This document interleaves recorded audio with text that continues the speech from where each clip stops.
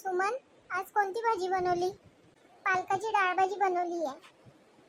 हो, पालकाची डाळ भाजी भाकरीसोबत ना भातासोबत खूप चांगली लागते. भाकऱ्या झाल्या आहे, फक्त भात व्हायचा आहे. भात झाला का मग पोरांले बोलून तुम्हा लोकांनी जेवण करायला वाढून देतो पहिले. आरामात कर तू, काही घाई नाहीये.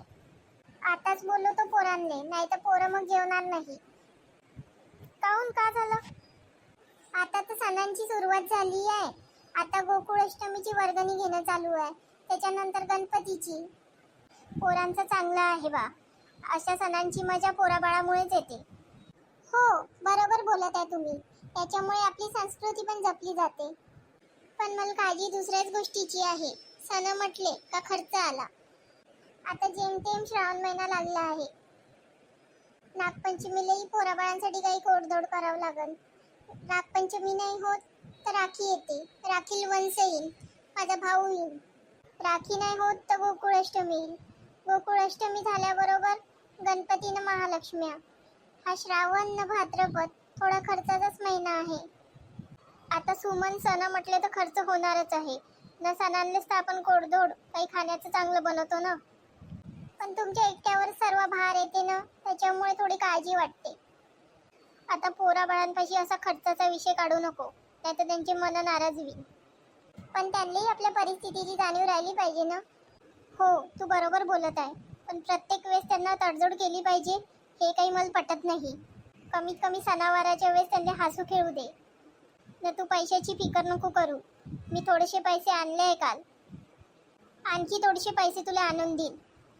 जास्त पैसे काही देऊ नका, मी थोडेसेच पैशात सगळं सांभाळून घेईन. नाही सुमन, थोडेसे पैसे मी आणून देईन. एवढ्या कमी पैशात सणवार पाहुणे रावळे यांचं काही होणार नाही. आणि तू पण आपल्यासाठी एखादी साडी घेऊन घे.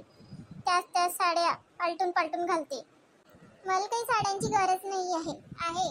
का करायचं एवढ्या साड्यांचं? त्याच्यापेक्षा आपण तुमच्यासाठी 2 कपड्याचे जोड शिवून घेऊ.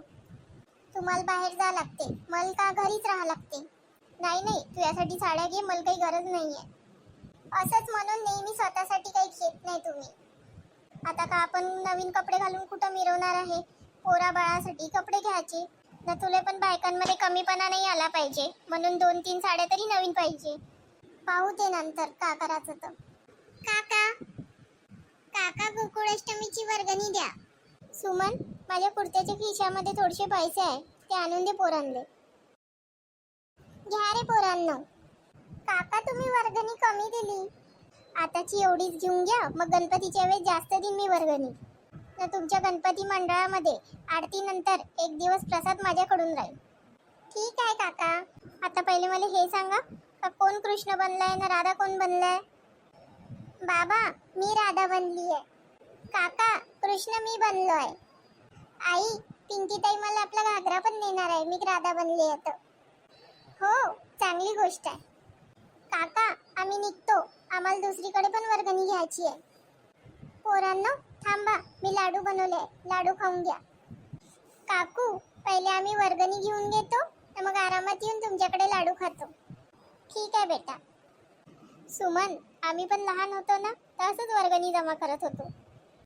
हो ना, मला पण आपल्या लहानपणीची आठवण आली ह्या पोरांले पाहून. खरंच आपले बालपणाचे दिवस ह्या पोरांमुळे आपल्याला अनुभवायला भेटत आहे. आता तू काही चिंता नको करू ना, सर्व सणांची तयारी कर. ते तर मी करीनच, सण कोणाला नाही आवडत.